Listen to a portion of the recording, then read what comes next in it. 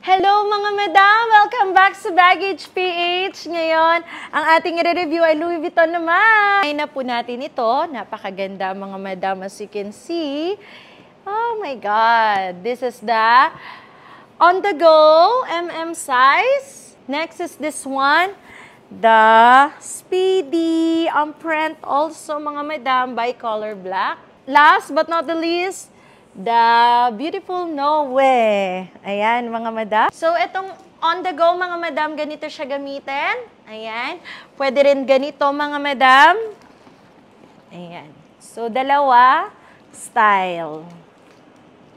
This is the Noe. Meron siyang wallet. Tapos, pwede nyo rin po tanggalin to kung ayaw nyo. And then, ganito naman siya kapag sling bag. Yan, mga madam. And last but not the least, ang pinakamabentang Speedy 25 bundle year. Naka-20 na ata kaming sold ng ganito, mga madam. Ayan, lagi talagang pinabibili. So, ayan yung lock niya. And then, ayan siya. Detachable yung strap niya. So, ito na sila, mga madam. Kaya, pili na lang kayo kung anong gusto nyo.